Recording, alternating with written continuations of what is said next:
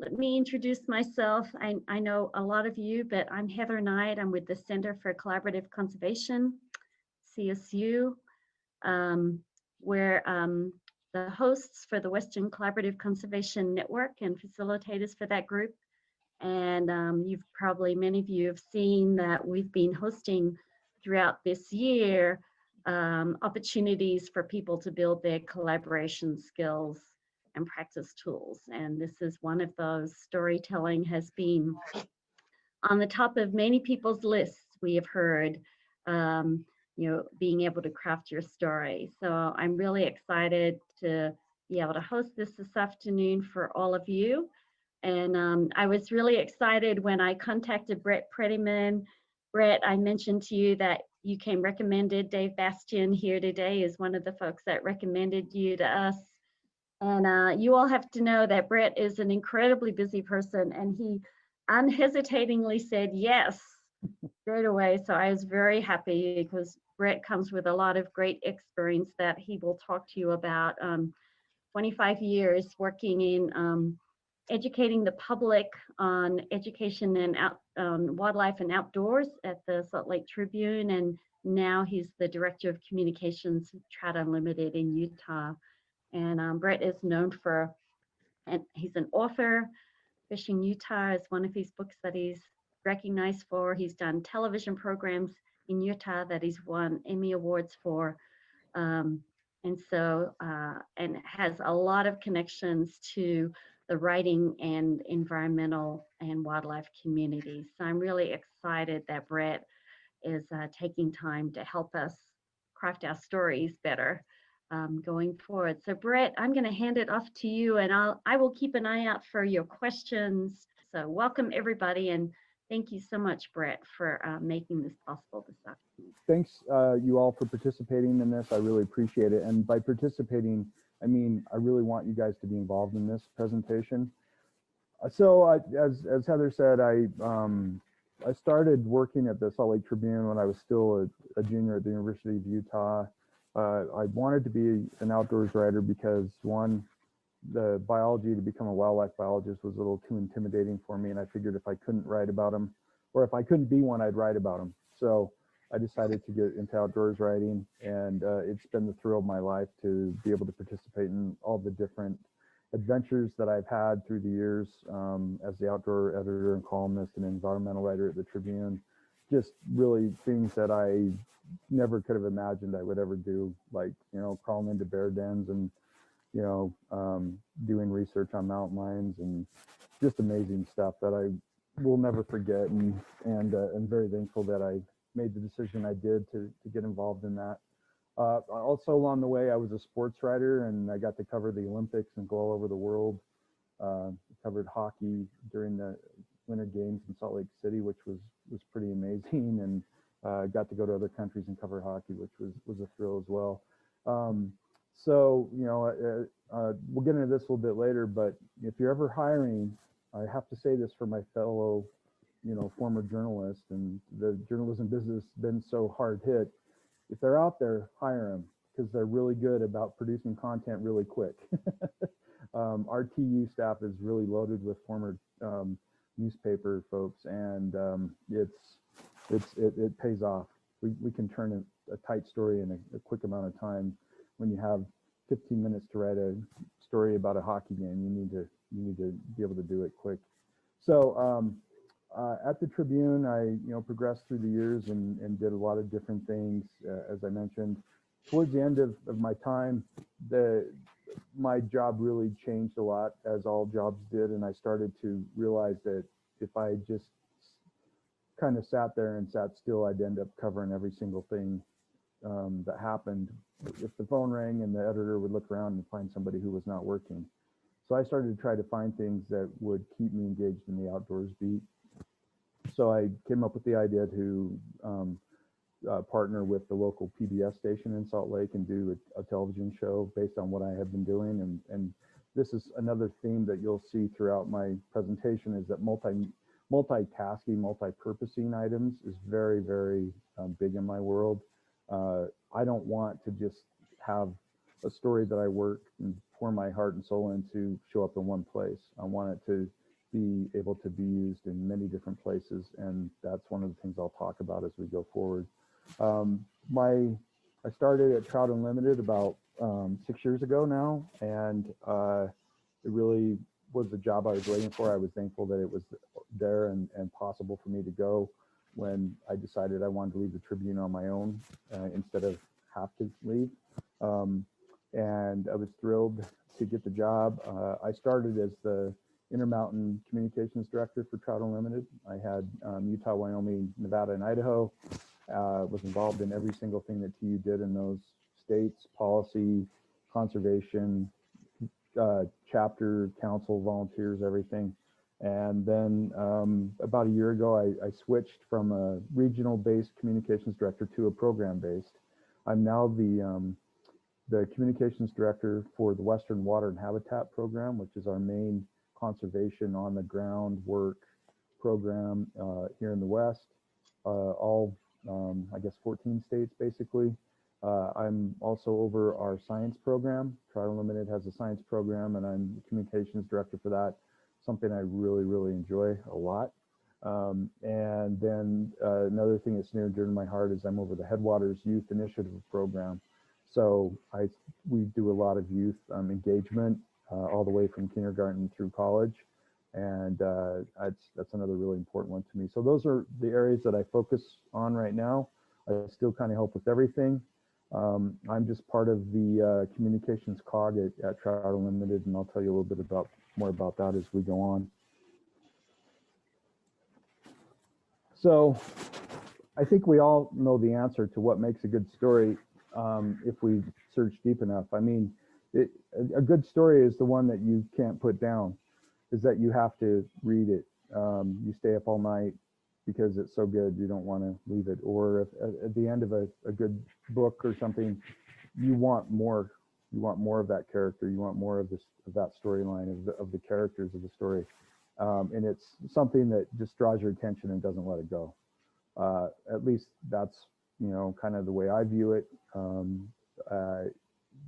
But I think it's a very personal thing too. We all have different reasons why we feel like something is a good story, and we need to all recognize that everybody has unique tastes when it comes to good stories. When about halfway through my career, I had an editor who was very engaged in me. I don't know if he felt like I needed the help or just decided to, spend a lot of time and attention on me. But he started to say something to me that it took me a little bit to understand. And he said, show, don't tell. Show the reader, don't tell the reader. Don't tell the reader how to feel, show them how to feel. Let them experience that transition to understanding and making the decision to engage on their own. Don't tell them to, because as we all know, people don't like to be told how to feel, but if you show them and give them the path, they'll figure out on their own how they want to engage. So it's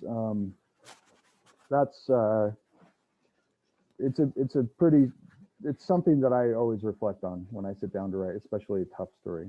And I want to figure out how can I show the reader instead of tell them. So this is something called the story spine, and this was created by a playwright, and I believe it was probably about 25 years ago. And this is a little model that kind of a template, kind of a starter that he created. And if you read it and you kind of think about it, you'll see that every story you read has kind of this in it. And so what I want you to guys do is I want you to take a few minutes and I want you to use this template and I want you to write some blanks. And you don't need to go off on big paragraphs or anything. And you could just, once upon a time, there was a boy named blah. And then every day he walked to the river to get water, whatever, So I just want to give you guys about, I don't know, 3 or 4 minutes to kind of do this. And then I hope somebody will want to share it.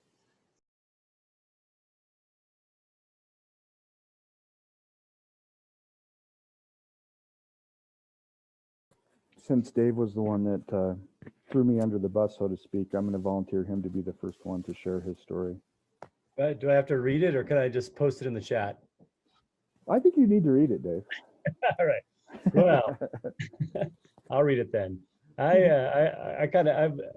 This is based on a true story, my daughter. So once upon a time, there was a small girl. Every day she woke and looked for a dog to love. One day while hiking, she was bit by a dog. Because of that, she questioned her love of man's best friend, until finally she realized that just like people, even a dog has a bad day. Wow. Okay, you want to take over the presentation, Dave? No. Well done. That's awesome. I hope you share that with her. I think I will, actually. I definitely will. Sometimes it's really good to have a prompt like this. When I was in high school, I had a great creative writing teacher who once a week she would have us do this thing called the free write, and we would sit down and at the start of class, and the rule was you had to put your pencil or paper or pencil to the paper, and you just had to write for 10 minutes. You couldn't take it off of the paper or lift it off of your hand off of the paper. And she would say, just write whatever you're thinking. Like if you were thinking, I don't know what to write, then you would write, I don't know what to write. But she would have kind of a topic, and pretty soon you would find yourself like, oh wait, there's something here in my brain that's coming out. And this free write, if you make yourself keep writing or keep typing, you'll find a story. It'll come out of you without, it's a great thing when you have writer's block. And if you really just, sometimes I apply it still, if I'm really having a hard time thinking about how to get something started, then I'll just sit down and do that. And it's amazing how useful it can be. And it's what's even more amazing is what is in your head that you didn't even realize was there. It just pulls it out of you. So it's a nice little trick that I like to use. Does anybody else have any thought? Want to share their story? I could share mine. I'm a little embarrassed that it's like more work related. No, that's okay. That's good, because that's what we're here for. I'm kind of still in like the zone here, so bear with me. Okay, once upon a time there was a watershed. Every day the water moved from the land to the big lake slowly and peacefully. One day there was a 100-year storm. Because of that, the water moved fast and fierce. Because of that, dirt and roads and bridges were moved to new places, or sometimes lost altogether. Until finally, watershed planners understood how to take care of the land and create natural flood management solutions. But you know what? That's exactly what I was hoping that you guys would understand. I love both of your stories for different entire reasons, right? Dave went on this creative thing about his family and something that maybe he had been thinking about and he didn't realize it, and boom, there it was, and it came out. You took exactly what I had hoped would happen and showed that this model can be applied to anything. And that is exactly what I was hoping would happen. You made it work related, and you found a way to tell a great story just based on these 5-6 lines, right? I mean, was it easier than you thought it was to answer it? Yeah, it was fun too. Oh, good. Well, see, okay, good. I'm glad to hear that. All right, who else is brave enough to try? You want to go, Johnny? I'll try. Once upon a time, there was a mystery on the block where he lived. Every day people came to try and figure it out. One day, a dog grabbed the mystery and ran away with it. Because of that, life slowed down. And because of that, no one was excited anymore until finally there was no one left who knew about the mystery. Ooh, I like it. I like it. See how fun it can be to just kind of, oh man, that's really great. I love it. It's amazing the creativity that we all have, right? I mean, if we sit down and try to let it come out, it's there. And that's the hardest thing is sometimes if you sit down and you try to do something you have to do for work or, or school or whatever the heck it is, it's hard because you don't think you have it in you. But if you use this as a model, then, or other things. There's a lot of other things you can do, and I'll share a couple more. But this is a good way to kind of kickstart yourself. And if you get trapped, or like I said, sometimes writer's block. Anybody else want to share? Brett, I was just going to chime in with something that was funny to me, and hopefully it will be to the rest of you. My kids are in the other room and they're entertaining themselves and playing with the blocks and doing whatever, but literally narrating their own stories using all of these little pieces and parts, which just tells you how prevalent they are. And a lot of the, those are stories that they've heard in books and that kind of thing. So actually I was tempted to just plagiarize what they were saying. But well, you could just read it. You can read the lines if you want. So, you can read it what they did. You can read what they did and give them credit. Yeah. I should have just propped them up in front of the Zoom and let them run with it. That would have been acceptable. No, yeah, that's a great point. It really is universal, right? Like this is, and there's so many things like this. There's the hero story, right? Like we know Star Wars, right? The hero story, the tragic hero, which I believe was, Shakespeare somewhere gets credit for it, but I'm not sure he should get all the credit for it. He just figured out how to manipulate it. There's J.K. Rowling and Harry Potter. It's the hero story, and that's a very common thing that is, as we know, very popular. All right, does anybody else want to do it?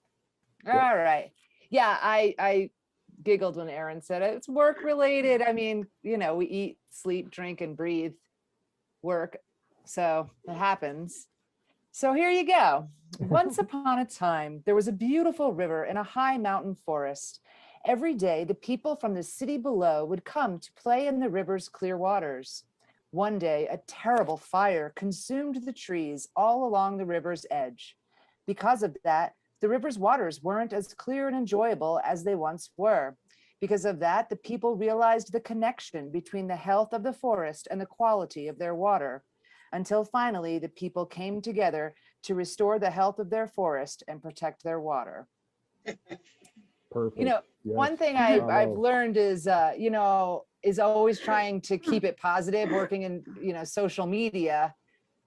Nobody ever wants, anything negative. So it's hard. Sometimes the news is bad. And so finding a way to turn the story positive, and so that not telling people what to feel, or not telling them how to feel, but showing them, I guess, is kind of a good thing to keep in mind when storytelling. Right. No, that's great. I really like that one, because it's universal too. We all, especially I think this last year, we all experienced the pressures that the public lands in the West really experienced, and the damage and to the resource, and it's like, okay, it's this great blessing that everybody realized how much the outdoors really did mean to them, and they got out and they experienced it, but they didn't have a lot of inexperience in it, so they trashed it. So we've got to figure out where to go from there, to positive and negative. But yeah, I think that's a great way to look at it. And it's kind of that old theme of like, you don't know what you have until it's gone. Right? Like, oh, I used to be able to take my kids swimming here. Oh yeah, okay. So I'm gonna move on, and as it turns out, you guys aren't the only ones that like to write stories like this.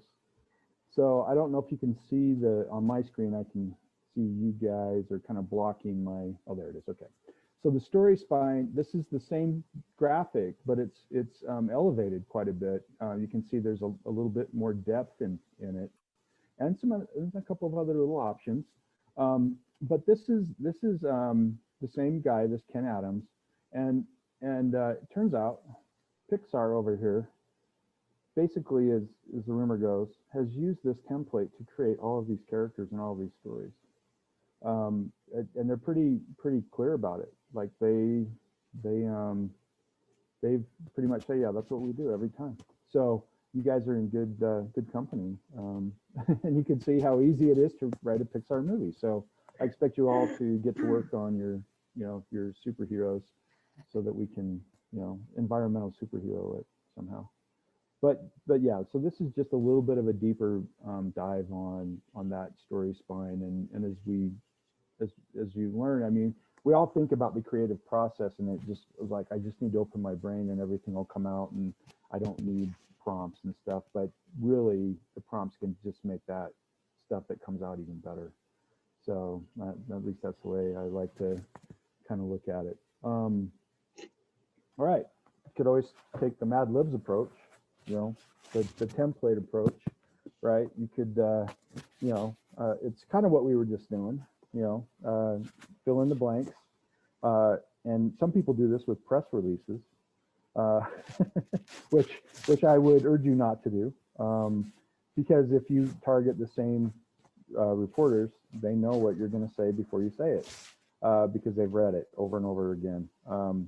So it's fun when you're in the car driving with your kids, like I was today. But it's not a great, so while the previous one was a great example of a template to use to kind of get you going, this one is not so good. So don't do Mad Libs when you're trying to work. All right, so Brett, yeah. Greg Elliott has a question about press releases. Yeah, I'm going to get to press releases again later, but go ahead, Greg. Let me hear it. Okay, well, I just wanted to find out, because this is something I was working on recently, and especially since you used to be with a newspaper, I think I know what your answer is going to be, but so I struggle with the who, what, where, why, when, getting all that out like right off the bat, and then also having a really hook that makes people want to keep reading. Yeah. It seems very difficult to do both of those. Right. So I know you probably should do both, but I guess my question is, if you can't figure out a way to do both, is it better to do the hook first and then get the who, what, where, why in, or not in a press release specifically? You know, that's there is a spot where I'll talk about this a little bit deeper later on, but basically I think that the hook in this case, and kind of what you're addressing, is that the hook really should be the headline.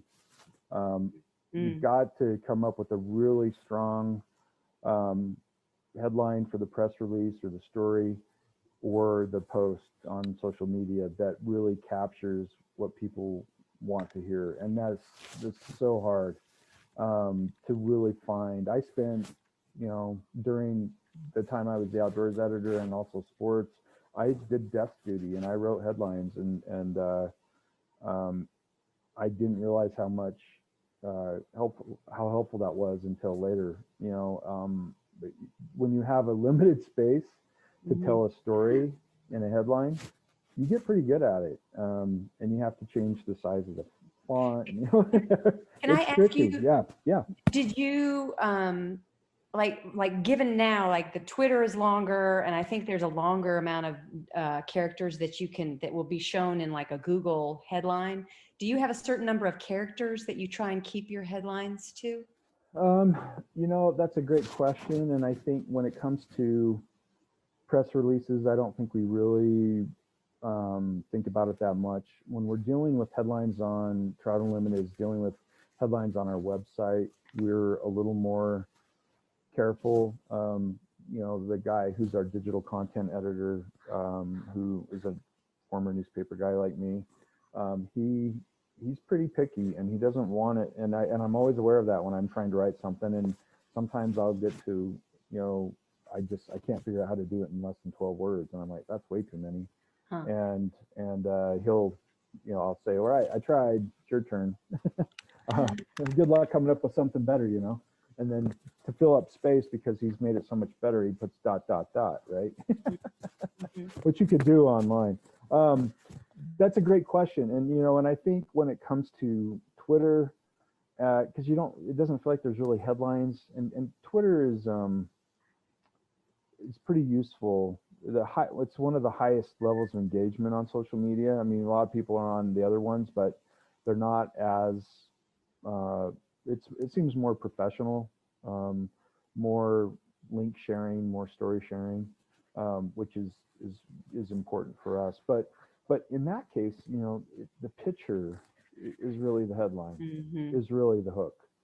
And I'm going to talk about that too, and the importance of having really good pictures that tell the story, because we all heard the phrase, picture's worth 1,000 words. Yeah. But if you have a bad picture, it's worth 0 words because people won't look at it. Yeah. So it's a great question, and I do think you should try to contain your headlines on social media, and really don't overlook the value of a great lead or a great headline, because if you don't get them with that, they're not going to read anything else. So you. really, I'd say a little bit later in here that you should spend twice, if not 3 or 4 times on the headline as you do the story. And there's 2 things that I lay in bed at night and think about when I have a story I'm working on. One is the headline, and the second is the first sentence, the lead. And I just run through my head like, okay, and I just think about it, and that's how important it is. So, good question, thank you. So when I started at the University of Utah in the journalism school, I learned the 5 W's, and the H, and the H I always ignored. No, but it is the basics, and again, you can use a template. Sit down when you have a project starting and write down who are the people, what are they doing, where are they doing it, when are they doing it, why are they doing it, and how are they doing it, and write it down. And you might be surprised that the story might write itself just from those key words that you're putting behind those questions. It's a really useful tool, another prompt, another template to help you figure out what you need to do. And then you'll see here this inverted pyramid, and this is pretty important. And you'll see all kinds of different kinds of these where they show, what percentage of the story should be the top or the bottom in this case, right? The inverted pyramid being the most important information on the top. And then, like what percentage of the words, and some of them will even get down to how many words they should be. Typically, I think most people think that the information they must have is about 3 paragraphs or should be contained to at least 3 paragraphs. It's kind of like, if you get them past the headline, you get them past the first sentence, you're going to probably have them for 2 more sentences before you get into deeper details that people who are really interested will keep reading for. This is it's amazing the research that's been done to figure out when people will stop reading things, and basically they all don't matter because people are different and they have different.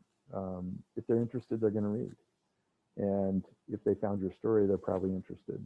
So there's a little bit of leeway there, but in my organization, one of our major goals is to try to get new people interested in what we're doing and not preach to the choir. And so it is important to be careful and cognizant of this stuff. So yeah, and so this third thing on this list of mine, don't bury the lead. And yes, that's how you spell it in journalism. That's the first sentence, and the lead is being the most important part of the story. And very often writers get into a habit of trying to be all cutesy and creative, and they'll kind of nickel and dime their way down to the real meat of the story, to what people really want to read. And it's a very common term in journalism and newspaper world, don't bury the lead. And it's very useful to remember that.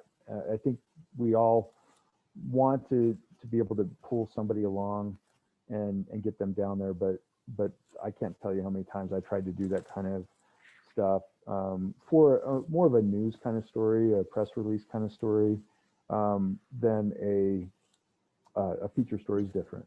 Okay, so this is news writing. That feature news writing is what I did a lot of. And sometimes when you're dealing with a hot topic, you have to go back to AP style, which is boom, just lay everything out there on the line.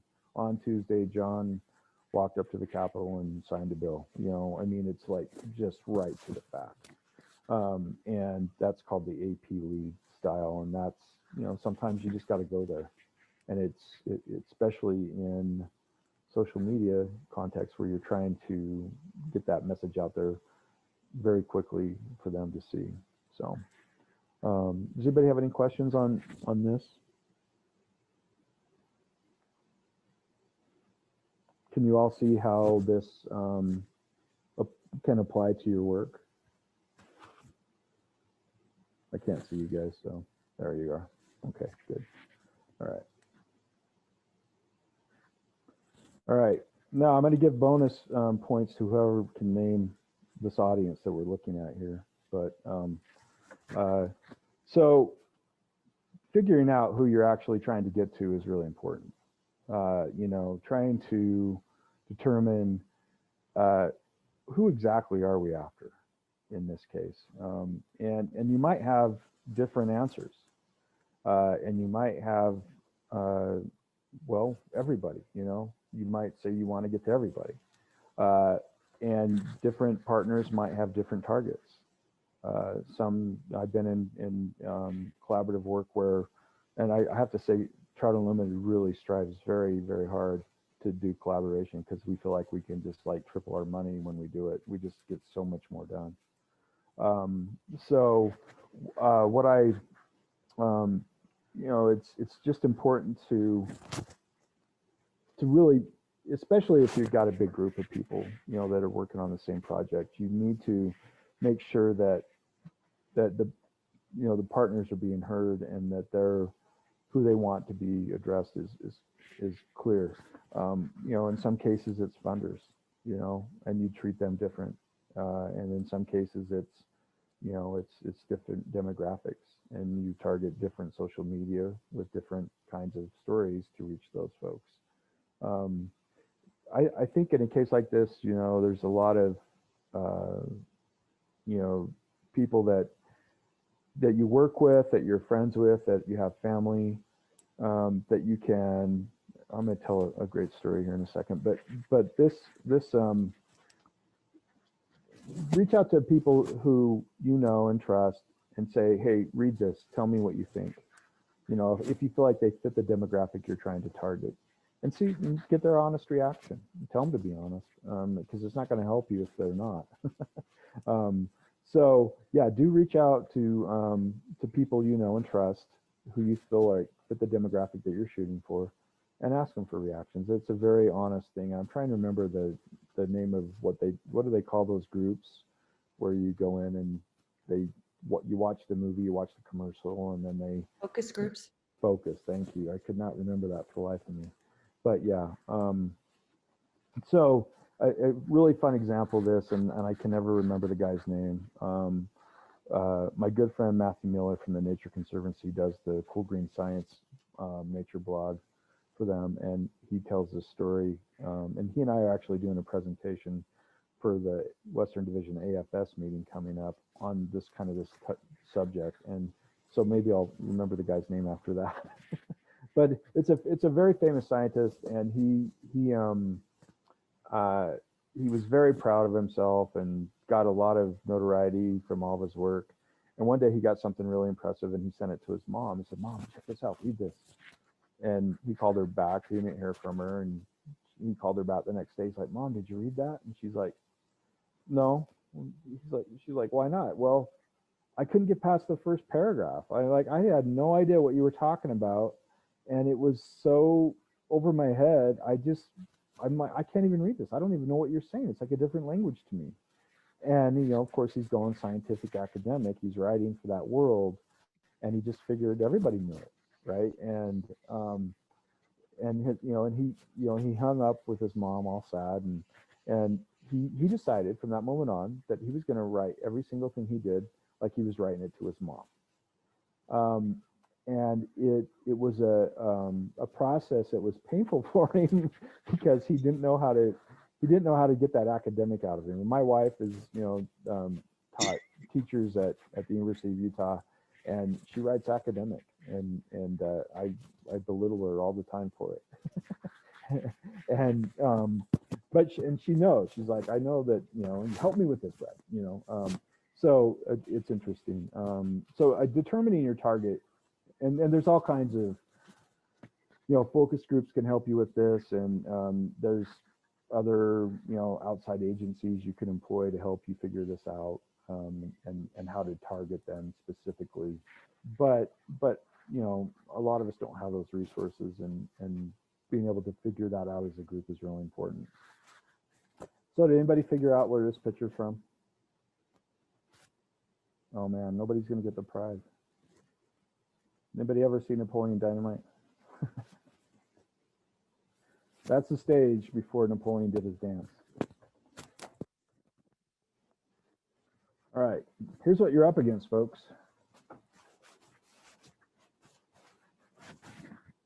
Think about that for a minute. Now, I have to say there's some controversy about this. This came out about, gosh, it seems like about 8 years or so ago now. And it really got a lot of legs under it. And people were like, oh my gosh, we're goldfish. And now there's been some kind of controversy about whether it's true or not. But there's no doubt that we've lost our attention spans. We all know the time that we don't have, right? And if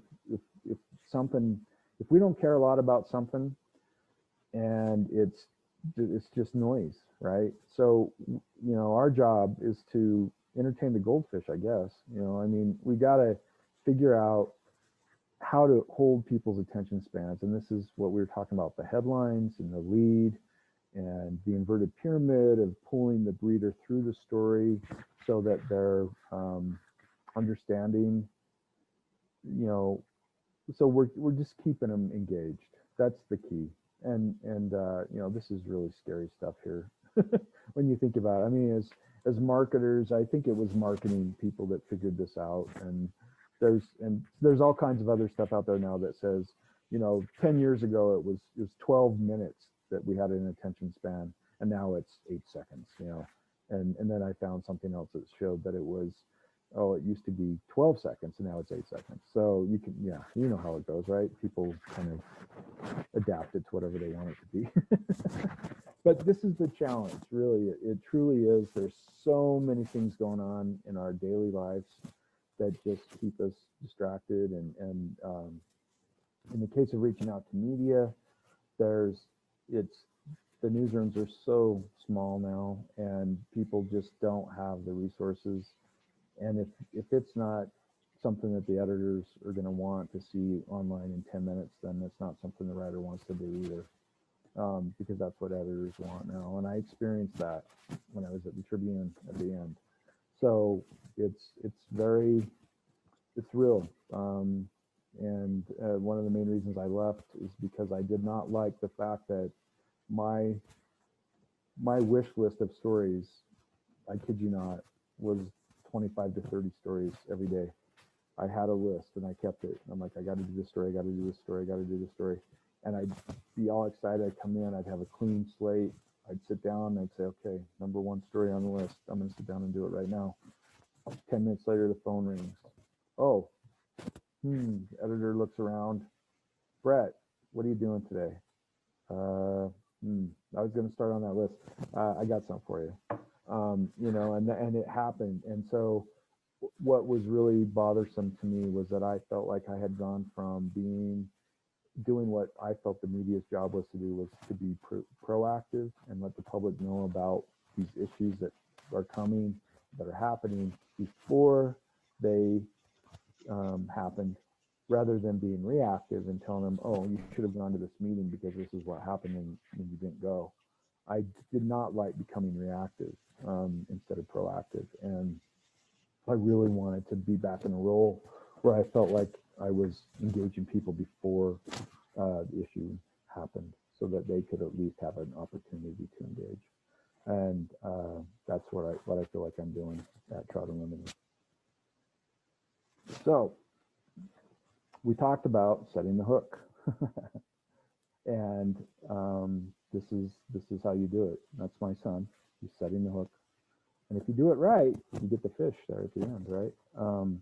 So it's so important. We've talked about this quite a bit already, but really the headline, don't hesitate to spend a lot of time on that, and throw it around. If you have resources and other people that can take a look at it in a collaborative group, do that.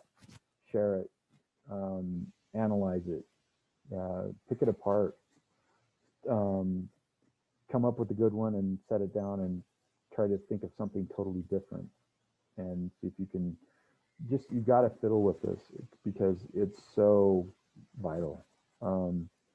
And the picture part is become a headline, especially in social media. If that picture's not compelling and it doesn't make people go, what's going on there, then that's pretty vital. So yeah, set the hook and set it hard. You can practice catch and release so they can come back again another day, but don't let them off the hook too early. You want them because you want them to engage in your work. You want them to support you down the road. You want them to, give money. You want them to become a volunteer. Whatever it is you're trying to get them to do, you have to reach them. And setting that hook is the only way it's ever going to happen. Well, it's not the only way, but it's the predominant way that will happen. Does anybody have any questions about these two? Brett, Greg has a question. I don't know if this is a good time for it, but Greg's asking about, how do you get people's attention with when you've got a good news, happy ending kind of story where, all the bad news, terrible stories really get people's attention and kind of suck people away from the good news stories? That's like the $1 million question, right? Like, to be honest, I feel like just from my own sense of things that it does feel like people are hungry for good stories now. They've had enough. They want to hear good things about the things they love and the things they love to do. And if we can find a way to reach them and get that story in front of them, I think they'll read it.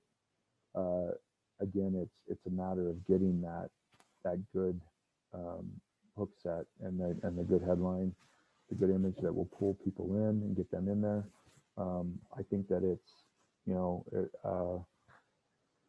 it's a tough one, and I guess another answer is just to something I said earlier, which is to multi-purpose your material and not just post it on your website, not just post it on Twitter, not just put it on Facebook, not just send it to the media. Get it out there every way you can, because you never know how you're going to reach. And I know sometimes we've had these discussions internally in TU where we're like, well, I put that on Instagram, we don't need to put it on Facebook. And I'm like, really? They're not the same audience. They're totally different audiences, and who cares? People who are on multiple social media accounts for the same organization expect that they might see the same thing. So it's okay to share it there. And one of the things I learned in the newspaper business is never assume that everybody's seen it. I went through that so much where I, especially like, after 15 years of like, I kind of had this schedule in my mind of, okay, well, it's Bald Eagle Day. Okay, well, I got to go cover that. Okay, it's the traditional opener of the fishing season. I got to go cover that. It's spring break. I gotta head south. So there's all these things, and I kind of got in this and I was worried that I was becoming repetitive. And then I started to really think, and they say the average, reader of newspaper has a 4th grade education. And I thought, well, if they have the 4th grade education, then they have really short attention spans too. And I totally don't agree with that 4th grade thing anyway. But the idea that everybody's seeing your story is really presumptuous as well.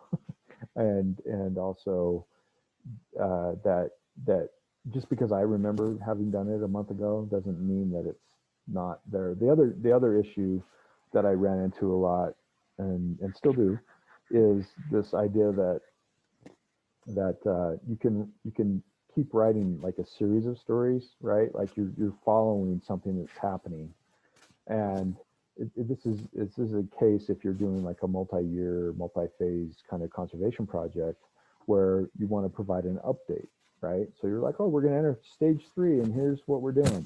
Well, guess what? There's probably 90% of the people who see that never even saw the first 2. So they have no idea what the first 2 phases were. So we forget to remind the reader, which they probably want to be reminded anyway, of what you're even talking about. Like, what were the first 2 stages? I didn't see this. This is all new to me. It's coming to me. So we can't assume that people have seen it, and we can't assume that they don't want to see it again. And we can make it different enough that it's not. And if they call us out on it, then we say thanks for reading. We appreciate it. You prove that you're following it, so that's great.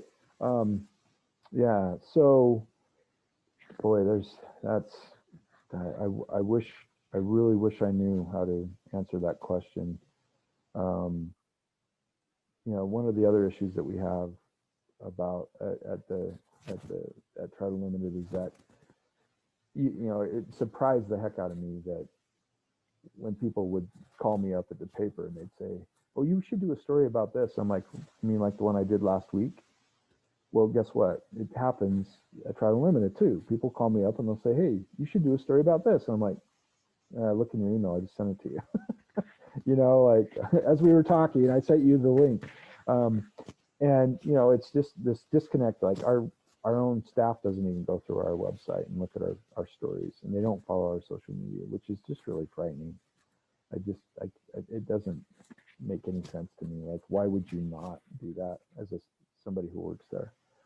It's really frustrating because they can learn a lot of things from what we do by tracking it. That's something I would suggest that you encourage your organizations to do, is to try to keep up with the social media and the content that you're producing, so that everybody's on the same page, so to speak. It's really frustrating when that happens, especially if it's something that happens that's really tied directly to them.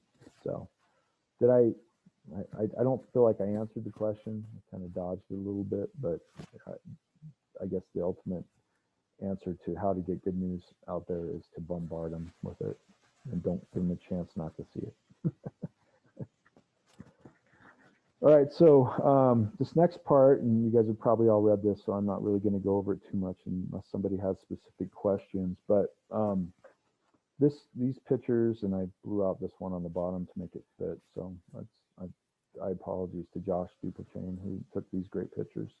From a story that we did last year, I went with him into the Tri-Basin area of Wyoming, the Wyoming Range, south of Jackson, and it's a collaborative effort between Trout Unlimited, the Forest Service, and the Wyoming Game and Fish to remove these old culverts that you can see here that prevent fish passage. A lot of people don't understand that fish move a lot, especially native cutthroat trout. They're like kind of almost like seafaring fish that migrate 60, 70 miles to spawn. And when they hit something like this culvert right here that they can't get up, they're stuck, and there's no little fishies above it because of it. So they had a timber sale happening on the Bridger Teton, and the Forest Service recognized that culverts like this would not be able to handle the trucks that were going to be going in there to get the timber. So they came to Trout Unlimited and said, "Can you help us replace these? We recognize that they're probably barriers as well." And we did it. And Josh and I went up, and some of our other staff, and some of the Forest Service and Wyoming Game and Fish staff, and we're here for at least this replacement. There's now a bridge here, and this is on the Grays River, the headwaters of the Grays, which is a tributary to the Snake. The collaboration is great, and I have a video on this I'll show you here in a little bit. But Josh is our full-time videographer for Trout Unlimited, and he is the busiest guy around. He also runs our Instagram account, and he does phenomenal work. He's a former newspaper guy, Got to keep giving my guys cred. And he, you know, this is a drone image, obviously. And a lot of people, even within some of the conservation groups I know, do not understand that you have to have a pilot's license to operate a certain level of a drone, certainly one that's capable of taking pictures like this. And so there's a lot of little things that you have to be aware of when you're doing this. And at least in my case, this was a rare case where I actually got to go out into the field and do something. It's because I figured out, I'm going to make it a media tour at the same time so I can go. And that's what I did. But too often we're not out there, right? Like we're here, we're the storytellers. We're sitting behind the computer on the phone, calling people and asking them for quotes. And we're not there. And so we need to rely on the field staff to do these, to do a lot.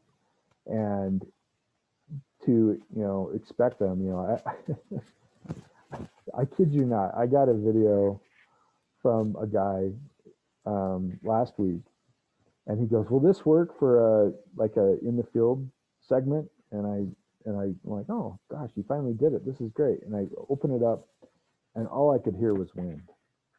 I mean, there's 3 guys talking, and I couldn't even hear them. And I'm like, are you kidding?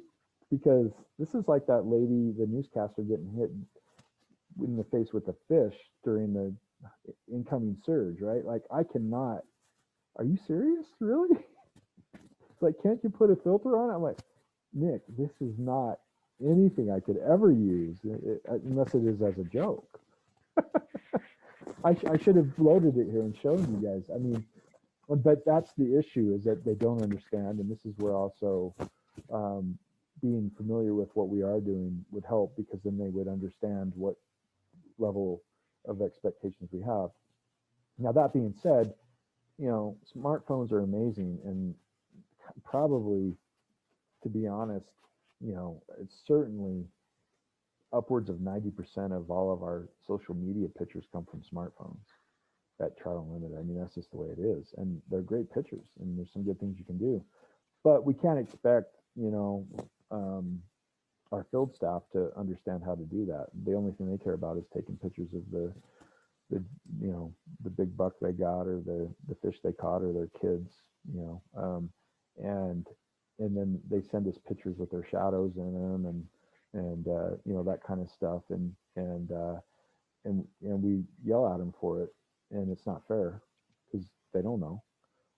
So what we try to do at Trout Unlimited is try to do some training, some very basic training, and there's experts out there that can help you figure out how to get the most out of your phone. There's probably stuff you can get online to do it. This work's really important. You know, it's really important to do this if you are counting on that field staff to get those pictures. And we do a lot. So we try to spend time with them. I also try to reach out to, in big blast emails, to all the Western Water and Habitat staff, which is about 80 people. Hey, don't forget to take pictures. Take it out. Take a picture. I gotta have it. And you're gonna regret it later when I ask you, well, did you get that picture? And they're like, nope. Okay, well, then it's not gonna be a great story. You have to get that picture. I can't do it for you. So it takes a lot of reminding, and we need to be patient and understand that they don't see things exactly the same way we do. You can never remind them too much. So one of the things we like to do at Trout Unlimited is really show, I'll talk about the picture first, is show what it looks like before and after. There's few things that are more useful than this when it comes to conservation specifically. And so luckily we had somebody who paid attention and said, I'm going to go get that picture. What we did was, this is the lower Provo River and Provo Canyon in Utah, and we secured an in-stream flow. This is on the left is what it looked like before. This is what it looked like after we secured the in-stream flow. That's a picture worth 1,000 words right there. You can see all of the fish habitat that's available there. You can see the water's flowing. it's cooler, it's got more oxygen in it. This is basically cool over here on the left. And so before and after pictures are super important, very useful and beneficial. But what do they require? They require you making sure that they get the picture before they start, which is difficult. And I'll show you a couple of examples of this as well. So yeah, as I talked there about the, it would just be nice if we could get out and be there every time a backhoe starts up and starts working, or every time we work with the landowner to remove a barrier.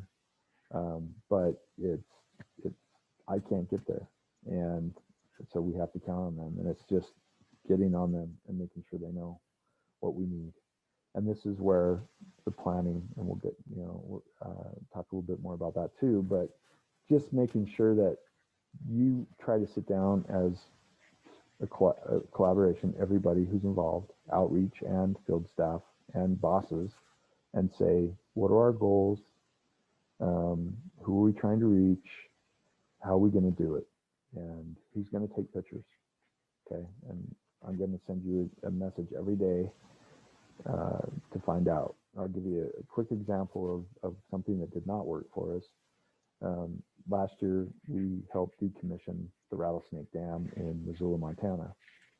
And we had a very long discussion about doing a live, we're going to blow the dam up, right? And that we were excited and, oh, this could be awesome. And I got, the field staff said, well, it's not going to go that fast. It's going to be a really long process. We're going to have a jackhammer on the front of a backhoe, and it's going to take hours and hours before we even get a big chunk out of it. And we're like, are you sure? And they're like, yeah, okay. So we didn't do anything. On TV that night, all over Montana News was, look at the dam come down. Look how fast it happened. And because what they found out when they got in there was that there was a hollow part of the cement was not solid. There was some hollow, and it came out like 25 times faster than they thought it would. So basically in 3 minutes, they got to see water flowing through the dam, which would have been a great live event, but we just didn't know what the circumstances were. And we decided not to do it because we didn't know that, we thought that it was going to take forever to see something like that. And instead, it only took like 3 minutes. So anyway,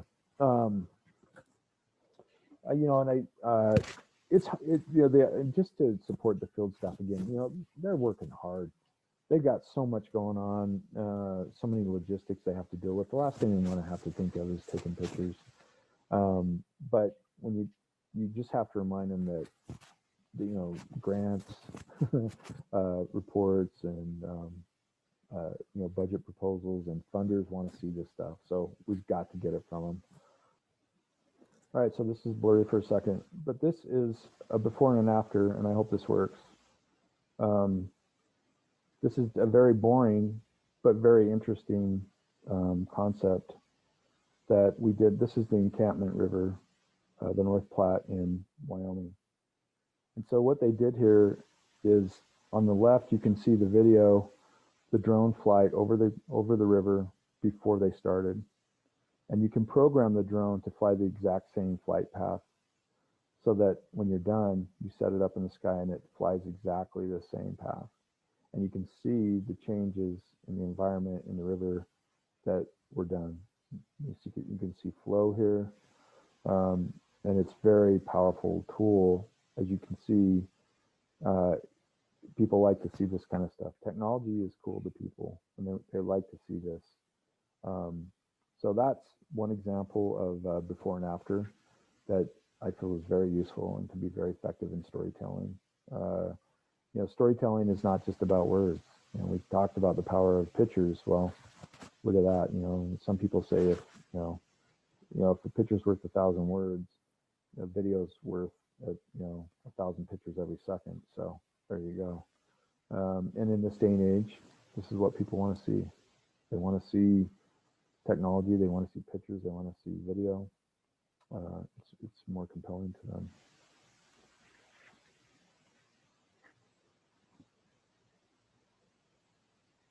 All right, so, and this is a little bit more about that, getting into the film part of it, and this is probably something that, you know, the next session will probably talk about, Heather, but there's so many different ways to tell a story, right? I mean, you know, like I love to watch the Native American tribes do their dancing. You know, I see stories when I see those. I love that. It's a way to tell a story. It's a traditional people.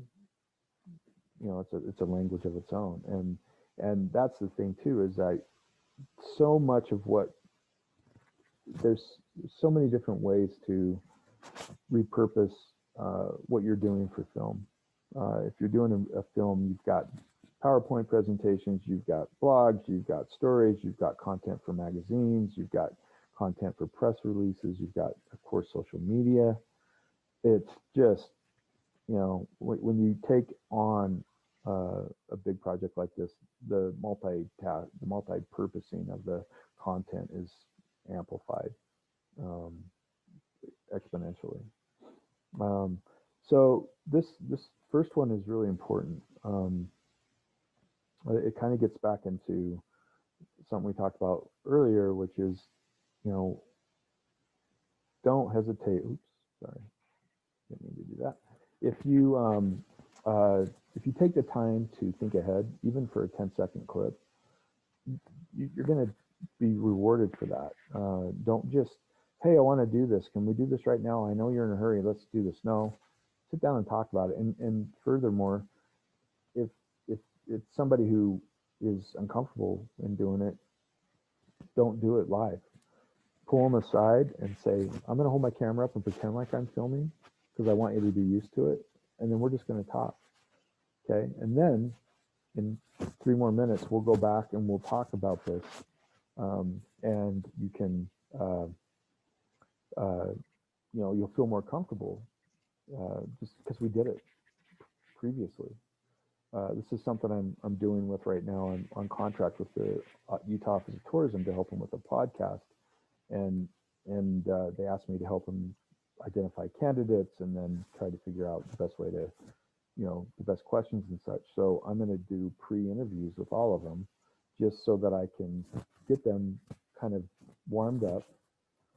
We're not going to do it like consecutively. It's going to be days apart, maybe weeks even. But they're going to go through an interview process with me, and I'm going to pick out the best things that I get out of my interviews and give it back to them. And then when they go back to visit it, it's going to be a lot easier for that person to get to that point quicker and be, you know, less repetitive because they've already said it once. So there's some little tricky things like that that make it really helpful. One trick I learned while I was filming the TV show was I don't go anywhere without my sunglasses on when I'm outside. I constantly have them on. And I always had a problem, excuse me, I always had a problem because they wouldn't let me do takes with my sunglasses on. And so I'd take my sunglasses off and oh my gosh, I was blinded, you know, and I couldn't look at the camera because it was so bright, the light from the sun. And so they told me before I was going to go on, I'd take my glasses off and I'd keep my eyes shut and I'd look up at the sun with my eyes shut. And just that, for a few seconds, allowed me to be able to then open my eyes without having there be too much light. So don't film somebody with their sunglasses on. They don't look professional. And there's a little trick that you can teach them, and they'll feel like you really know what you're doing. So this next thing on the different lengths of video is something that I've been going through with the Utah Division of Wildlife as I've been trying to help them with a video that they're working on. And I was very concerned because what I heard them saying they wanted to do with this video sounded like a 10-minute video to me. And I had past experience with them knowing that they were very, no way, 2 minutes, 3 minutes at the most is what we're going to do. And that was kind of a general thought for a while, but I got to tell you that I did about 40 different videos for the Utah Division of Wildlife in partnership with the Tribune, where we went around and did wildlife stuff. And, you know, we have we have 10-minute videos that are out there, 2-part 10-minute videos that are over 700,000 hits on YouTube. Now, of course, this was 15 years ago, but they're eternal. It's a feature type thing, and it works. And if people want to see it, they'll find it. And if you give them 10 minutes, they'll take it. There's certain cases where that works, not all cases. So what you do then is you figure out, okay, what do we want this for? Okay, let's shoot this whole thing like it's going to be a 10-minute video, and then let's pull pieces out of it and make it 2 minutes for funders or for people who are a little more interested in it, but not quite 10 minutes. And then also shoot, a 1-minute clip that's just sound bites basically. And then you have a link to the longer video or a story. So if you're going to have the camera crew out, you're going to have the video staff there, think about every opportunity to make the most of that time and visualize how you want to use video, and then script it and make sure you have what you need to fulfill all those needs. It's really, this is that multi-purposing that my time is too precious. If I spend that much time, I don't want it to just go into one thing. It needs to go to many places to be worth it. So yeah, in this day and age, try to include diversity if you can. It's really important. People want to see it, and even people who don't want to see it don't care. They'll be better off for seeing it. Either way, this is a very big initiative by Trout Unlimited, and it's not like we'll do it just to do it, but try to include it when you can. A very common thing that I see people do is you end up seeing the same quote from 5 different people in a video or a press release. You really want to try to make sure that you're letting the partner speak to their strengths, and ask them, what part of this project do you want to address in your quotes for the press release or in the story or in the video? And that's part of the storytelling is repetition, the same thing over and over, that loses readers very quickly. They just like, I just read that, I don't need to see it again. They don't have time, just like I don't have time, right? They're not going to stay focused if it feels repetitive to them. Yeah, and I already talked about the interviewing beforehand, and that's really helpful. It really is. It just loosens people up, makes them feel more comfortable. And if they've already said something that might be a little tough, then it's easier for them to get through it. So I've seen it happen many times. And another thing I will say, and this is something I learned when I was doing that series with the Division of Wildlife, is field staff, biologists, whatever, they don't like being in front of the camera alone. They freeze up. They start to sound like a biologist in front of the camera. And what we did a couple of the ones I did with the division where I stood behind the camera and I did the interview like TV, and they were just uncomfortable and they didn't like how they sounded. They didn't like what they said. And so I started going in front of the camera with them. And it was a discussion at that point. And they felt so much more comfortable when I was standing next to them instead of in front of them behind a camera. And because I knew a lot of them and they knew that I knew what I was talking about, it was a discussion. It wasn't just why did this happen? It was, hey, Ryan, something really interesting is going on here. Tell me about it. Very personal. People relate to that. They like that kind of discussion between people. And in a lot of those videos, there's a lot of humor, a lot of banter, kind of tease each other. And there's a place for that. And there's certainly times when you shouldn't do it either. But casual is sometimes, very often, what people want to see. Real people, basically. I think that kind of covers that. Let's see here. All right, this is a little bit of a longer video. This is the one that I mentioned. It had the drone videos and video. This is a drone image right here. this is the Tri-Basin area. And I just want to show you this because I'm really proud of the collaboration that happened here and the partnership that we did. We spent a lot of time figuring out how to get everybody here at the same time and the same day, well, months in advance. Summer in the high country is a really hard time. People are torn in many different ways, and we really spent a lot of time and effort on this. The Forest Service is super excited about this and is going to be sharing this all over the place, which we really love. And Wyoming Game and Fish was really thrilled with it too. So, and you'll see some video components here and kind of some picture kind of components. Just kind of pay attention. I think Josh does a beautiful job of this. The Tri-Basin area in Wyoming is Wyoming high country at its finest. Actually, it's named the Tri-Basin area because it's at the headwaters of 3 different streams that flow into 3 different entire large river basins. People don't necessarily think about the necessity of fish to be able to move like terrestrial animals. We all know about bird migrations, we know about ungulate, elk migrations, but fish need to move as well. So be able to access these headwater habitats and then move downstream throughout the Grays River system, down connecting to the Snake River is so important for sustaining this species. When you think about 21.3 miles of cutthroat spawning habitat being blocked, first thing that comes to my mind is how long has it been blocked and why hasn't it been fixed before?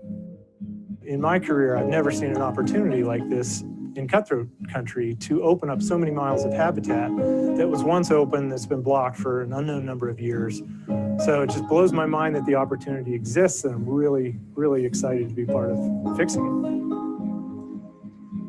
The Tri-Basin Fish Passage and Watershed Restoration Project is one we've been working on for about 2 years. And through the project, we are going to be reconnecting over 21 miles of stream habitat for Snake River cutthroat trout in the upper Grays River. Mainly what we're going to be doing is replacing 4 undersized culverts. Oftentimes you drive over in a given day tons of small undersized culverts and you might not notice them, but in many cases they can actually be barriers for fish passage. When we first saw this big culvert, I think I scheduled a field day with the 3 different Trout Unlimited program managers from the 3 different basin divides, and I think we had popsicles on the big perched pipe up there one day, a hot summer day, and I have a picture of everybody sitting on this massive pipe that's perched about 1.5 feet out of the water, and we're all like, how does a pipe like this exist in prime cutthroat country? And the answer is simple: the Forest Service can't afford to fix it. The failing infrastructure that's probably been blocked for 15 years. It was an interesting project because it started out as a timber sale. What happened was that as part of the timber sale, the Forest Service knew that they were going to have to fix up the roads in this general area to make it so that timber trucks could get in and out of here.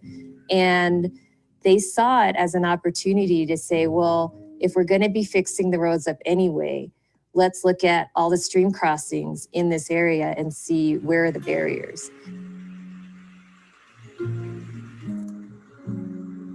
Partnerships are an important part of pretty much any project that we work on at Trout Unlimited.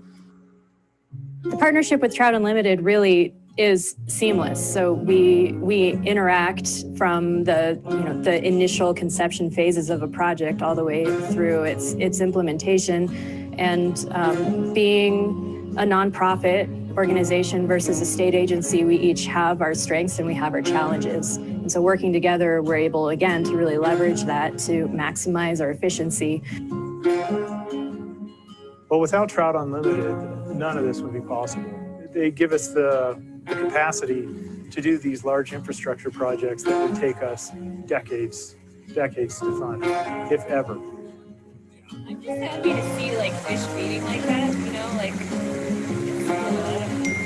don't have to catch it. My hope is when we're done with the project that we all walk away pretty stoked on the outcomes and the benefit for fish. In the future, with the warming climate, these headwater streams are going to be just even that much more important to native cutthroat trout because they rely on cold water. And so knowing that we're working at the very headwaters of the Grays and then seeing that sign that says Grays River, watch me grow, it's pretty special. I had to make sure you guys saw that sign. I love that sign. It's pretty powerful when you're there. Because you drive down the road and you see it get bigger and bigger and bigger until it bends in the snake. So that's just a kind of a taste of what's there.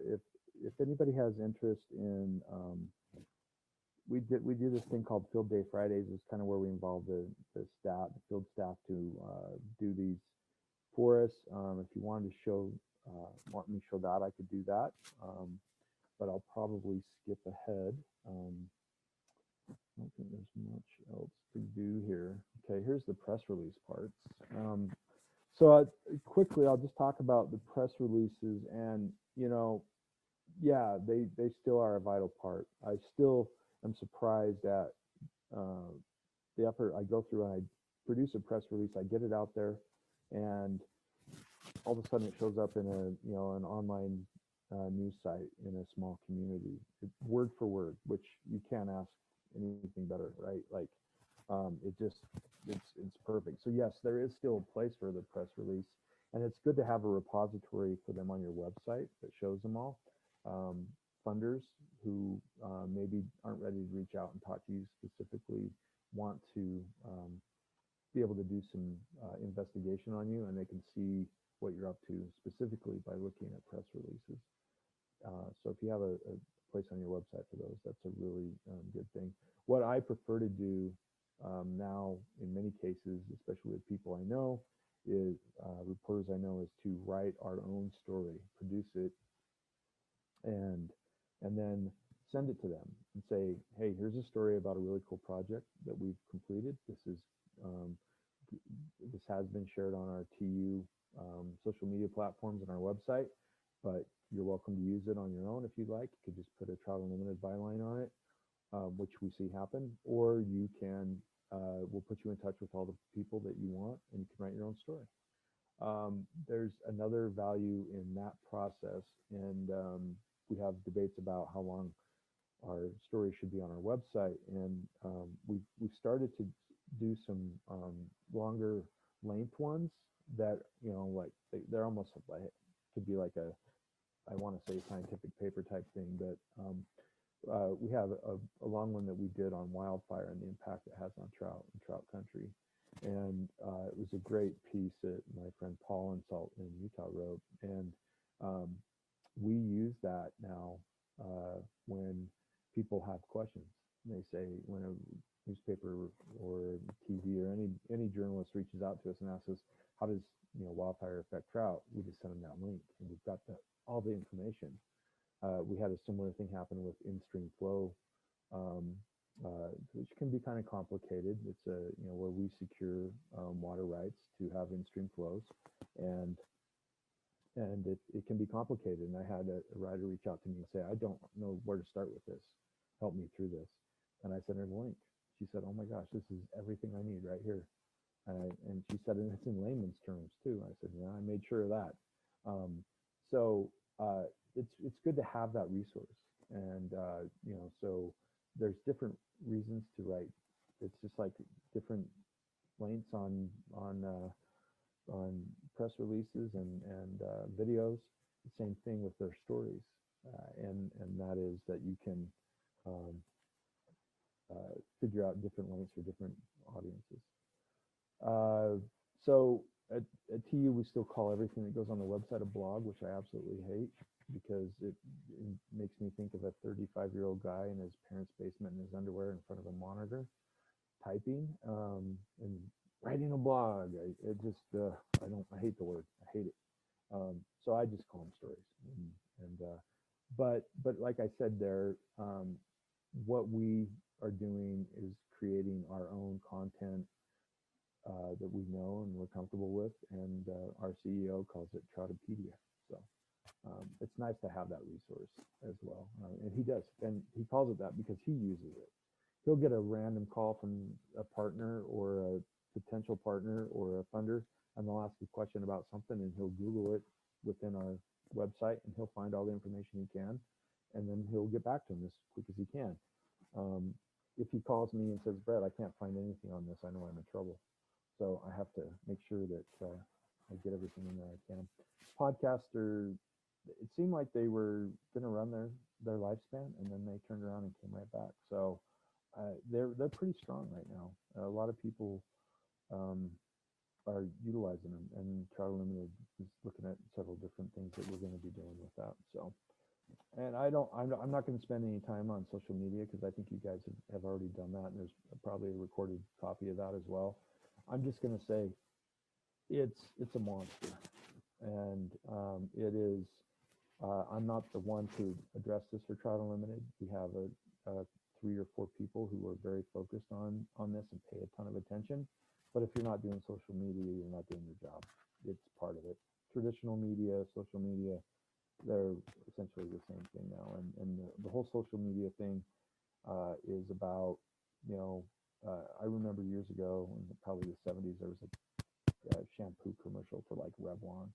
And they started with one woman in this tiny little square in the middle of the screen, and it said, she tried Revlon shampoo, and then she told 2 friends, and they told 2 friends, and you see the screen blow up, right, with all these people.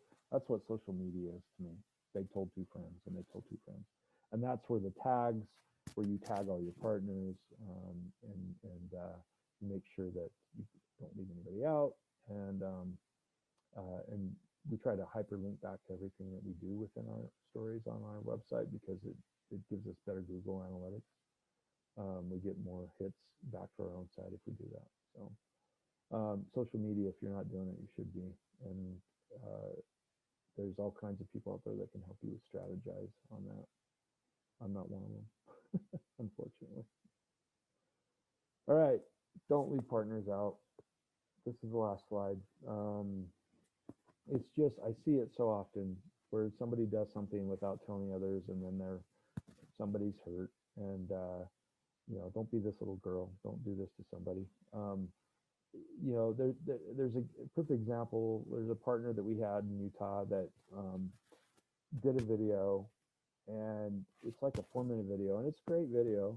The name of it is like, partner save trout, and then there's only one voice in the whole video, and it's their voice. They give credit to Trout Unlimited and the Forest Service and other people, but they didn't, they're in the same town as all these people, and they could have had them on camera, but they didn't go to that effort.